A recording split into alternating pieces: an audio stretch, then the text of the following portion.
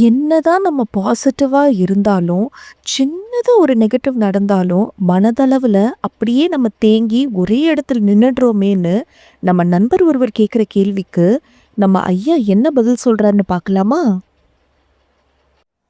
வணக்கம் ஐயா. அது என்னதான் நம்ம இந்த இந்த விஷயங்கள்லாம் நம்ம புரிஞ்சுக்கிட்டோம், நிறைய பேசுறோம், நிறைய மறுபடியும் மறுபடியும் பேசுறோம். எப்படி பார்த்தாலும் அந்த மனசு சம்மந்தப்பட்டதுல எப்பயாவது சிக்கிர்றோம், இல்ல தேங்கிர்றோம். நம்ம செயல்படுறதுல நம்ம கொஞ்சம் பின்னடைவு அடைஞ்சிற மாரி ஒரு சில நேரங்கள்ல ஒரு நேரம் ரொம்ப பாசிட்டிவா இருக்கு, ஒரு நேரம் ரொம்ப நெகட்டிவா இருக்கு. ஆனா எதையுமே நம்ம வந்து பிடிச்சுக்க கூடாதுன்றது தான் நீங்க சொல்றீங்க. ஆனா பாசிட்டிவா இருக்கும்போது, இப்படியே இருந்தா நல்லா இருக்கும் அப்படின்னு நம்ம நினைக்கிறோம். மறுபடியும் நெகட்டிவ் வந்தவுடனே, என்னடா இது இப்படியே வந்துருதே! ஆனா 2மே சரியில்ல, தப்பு இல்ல. அகத்தளவுல நீங்க சொல்றீங்க. எப்படி இருந்தாலும் அதுல போய் சிக்கிக்கிறேன். ஏதோ அகமா புறமான்னு மட்டும் பிரிச்சுக்கிடுங்க. நெகட்டிவாக வந்துன்னு சொன்னால் தப்புன்னுட்டு சொல்கிறது தான் சார் தப்பு. அது எல்லாமே கரெக்டு தான். ஏன்னா உங்களை அறியாமல் வருது. அதை ஹேப்பனிங்காக டூயிங்கான்னு பார்த்துக்கிடுங்க. நீங்களாக செயல்படுறதுங்கிறது ஏதோ சூழ்நிலையை மெயின்டைன் பண்ணுறது, மேனேஜ் பண்ணுறதுல நல்ல முறையில் தான் மேனேஜ் பண்ணணும். சரியானதை தான் எடுத்துக்கிடணும். அங்கே தர்ம நியாயங்கள் எல்லாத்தையும் ஃபாலோ பண்ணணும். நமக்கு தப்பான ஒரு எண்ணங்கள் வந்துன்னா அது நீங்கள் தப்பான எண்ணங்களை செயல்படுத்தக்கூடாது. நல்ல எண்ணம் வந்துன்னா செயல்படுத்துறதுக்கு வாய்ப்பு இருந்ததுன்னா செயல்படுத்துங்க. அது செயலுக்குள்ள ஒரு செயல்முறை வேறு, நீங்கள் நிகழ்கிறதுங்கிறது வேறு. இங்கே என்ன வேணாலும் நடக்கலாம். இங்கே அகத்தை பொறுத்தல எல்லாமே கரெக்டு தான். அந்த அகத்துல நிகழ்கிற விஷயங்கள பார்த்து நம்ம அதுக்கு பின்னாடியே போயிடுற மாதிரி ஆயிடுதுங்க. அது எப்படின்னு கேட்டிங்கன்னா, இப்போ நமக்கு ஒரு பய உணர்வு வருது, ஒரு தாழ்வு மனப்பான்மை வருது. நம்மள குறைச்சு மதிப்பிட்டு கூட செயல் கூட உங்களை அறியாம ஏதோ செயல் நடந்துட்டுன்னா அதையுமே கூட நீங்க தப்பா நினைக்காதுங்க. அதை எக்ஸ்கியூஸ் பண்ணிக்கிடுங்க. நீங்களா விரும்பி செய்யாதுங்க. உங்களை அறியாம நடந்துன்னா தப்பு இல்லைன்ட்டு எடுத்துக்கிடுங்க. நீங்களா செய்யறது வந்து என்ன உங்களை மீறி நடந்துட்டது. உங்களை மீறி நடந்தது நீங்க அதை எக்ஸ்கியூஸ் பண்ணிக்கிடுங்க. நீங்களா செய்யறதை மட்டும் அவாய்ட் பண்ணிக்கிடுங்க. நீங்களா செய்யறதுல தான் உங்க கண்ட்ரோல் இருக்கு. உங்களை மீறி நடந்தோன்னா அதுக்கு நீங்க கூட பொறுப்பு இல்லை. அதனால உங்களை அறியாம தப்பு கூட நடந்துட்டுனா அதையுமே இயற்கைக்கு விட்டுருங்க. அப்படி நம்ம நினைச்சா கூட நம்ம மறுபடியும் ஏதாவது ஒரு பய உணர்வு, ஒரு வருத்தம், ஒரு கவலை, ஒரு ஒரு சில சூழ்நிலையில தாழ்வா நம்ம நினைச்சுக்கிறது, நம்ம குறைச்சி மதிப்பிட்டுக்கிறோம். நமக்கு உங்களை குறைச்சி மதிப்பிடாதுங்க. அந்த மாதிரி வந்து நீங்க எப்படி இருந்தாலும் இயற்கை தான், எது இருந்தாலும் தானா நடக்குதுங்கும் போது நீங்க அதுல மட்டும் நம்மளை வந்து குறைச்சி மதிப்பிடக்கூடாதுங்கிற ஒரு முடிவுக்கு வந்துடுங்க. நீங்கள் அகம் புறங்கிறத நல்லா புரிஞ்சுக்கிடுங்க. அகம் ஆன்மீகம் எல்லாமே இறைவன் தான் இங்கே பொறுப்பு. இறைவன் தான் எல்லாமே செய்கிறாங்கிற மாதிரி எடுத்துக்கிடுங்க. புறத்துக்கு தான் நீங்கள் வாரீங்க, அகத்துக்கு நீங்கள் வரவே இல்லை.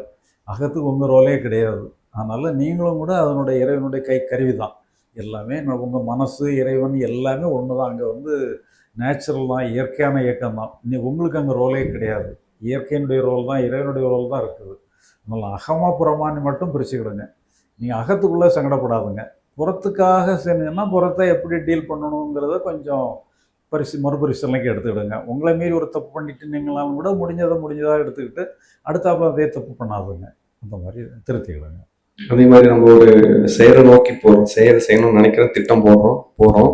அதாவது நமக்கு நேரம் தள்ளிட்டே போகிற மாதிரியே இருக்குது. நம்ம நினைக்கிற நேரத்தில் இந்த ஒரு மாதத்தில் அதை முடிச்சணும்னு நினைக்கிறோம். நம்ம தள்ளி போகும். இதெல்லாம் புறம் தானே. புறத்தில் வந்து அதை நீங்கள் எந்த அளவுக்கு சாமர்த்தியமாக செய்யணுமா செய்யுங்க. சப்போஸ் உங்களால் முடியலைன்னா இன்னொருத்தட்ட கூட ஹேண்ட் ஓவர் பண்ணிடலாம். அதுக்கு தான் அது ஏதோ ஒரு வகையில் அது சில டெக்னிக்கை ஃபாலோ பண்ணி நீங்கள் அங்கே செயல்படுங்க.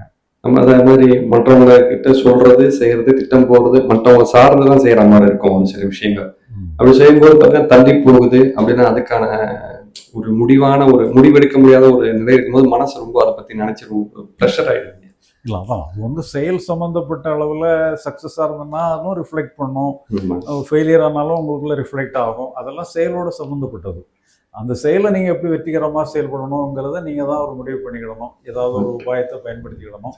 இப்போ அது உங்களுக்கு ரிஃப்ளெக்ட் ஆகும்போது அந்த ரிஃப்ளெக்ஷனை வந்து கொஞ்சம் மேனேஜ் பண்ணணும்னு சொன்னால் சில டெக்னிக்கெலாம் ஃபாலோ பண்ணிக்கிட்டு அதை மேனேஜ் பண்ணிக்கிடுங்க. மற்றபடி அகத்தை பொறுத்தளவில் உங்களை நல்லா வச்சுக்கணும்னுட்டு உங்களுக்கு கடமையே கிடையாது. அகத்தை பொறுத்தளவு எல்லாமே கரெக்டு தான். என்ன வந்தாலும் கரெக்டு தான். அதில் உங்களை தப்புன்னு சொல்கிறதுக்கு உங்களை குற்றவாளி ஆக்குறதுக்கு அங்கே ஒரு இடமே கிடையாது. எல்லாமே கரெக்டு தான். உங்கள் ரோலே அங்கே இல்லை. உங்கள் ரோலே இல்லைங்கும் போது நீங்கள் எப்படி போய் குற்றவாளி ஆவீங்க? அதனால் உங்களை பொறுத்தளவில் நீங்கள் எல்லாமே ஓகே தான். நீங்கள் நல்லது பண்ணாலும் ஓகே தான், தப்பு பண்ணாலும் ஓகே தான். அகத்தை பொறுத்தளவில் நல்லது கெட்டதே கிடையாது. எல்லாமே இயற்கையினுடைய செயல், இறைவன் செயலையும் எடுத்துக்கிடுங்க. புறச்செயல்கள் வந்து அகத்தில் ரிஃப்ளெக்ட் ஆகும். இப்படி ரிஃப்ளெக்ட் ஆகும்பொழுது அந்த ரிஃப்ளெக்ஷனை குறைச்சிக்கிட்டதுக்கு ஏதோ ஒரு வகையில் மேனேஜ் பண்ணிவிடுங்க. அது மேனேஜ் பண்ணிடலாம். அதை முடிஞ்ச அளவில் பண்ணுங்கள். வெளியே வந்து நீங்கள் சக்ஸஸ்ஃபுல்லாக தான் டீல் பண்ணணும். ஒரு வெற்றி ஒரு வேலை எடுத்துட்டிங்கன்னு சொன்னால் எப்படி சக்ஸஸ்ஃபுல்லாக அது செயல்படணுங்கிற இதுக்கு நீங்களே அதை ஆராய்ச்சி எடுத்துக்கிடுங்க.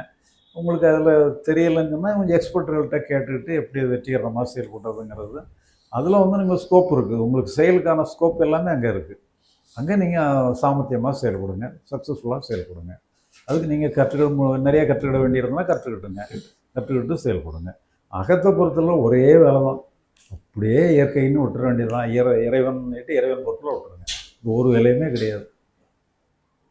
அதான் இந்த மாதிரி நீங்கள் செயல் நோக்கி போகும்போது இது சரியாக வருமா, சரியாக வராதா, தோல்வி அடைஞ்சிருமா, வெற்றி அடையுமா, நம்ம சரியா செய்யாமல் போயிடுவோமோ, சொதப்பிடுவோமோ அப்படின்னு தான் ஒரு யோசனை வரும்போது அந்த மாதிரி உங்களுக்கு ரொம்ப தடங்களாக இருந்தால் அந்த மாதிரி தான் இறைவன் செயல்னு சொல்லி எல்லாமே இறையருள் தியானத்துக்கு போயிடுங்க. இறையருள் தியானத்து மூலமாகவே அதை பண்ணிடுங்க. அந்த மாதிரி நீங்கள் சொல்கிற மாதிரி தியானம் டெக்னிக் ஏதாவது ஃபாலோ பண்ணுன்னு சொல்கிறது, அது மேலே நமக்கு அவ்வளோ ஒரு ஆர்வமாக இருக்க மாதிரி தெரியுங்க எனக்கு. இல்லை, உங்களுக்கு ஏதோ வகையில் உங்களை தேவையில்லாமல் ரிஃப்ளெக்ட் ஆகுது பார்த்தீங்களா?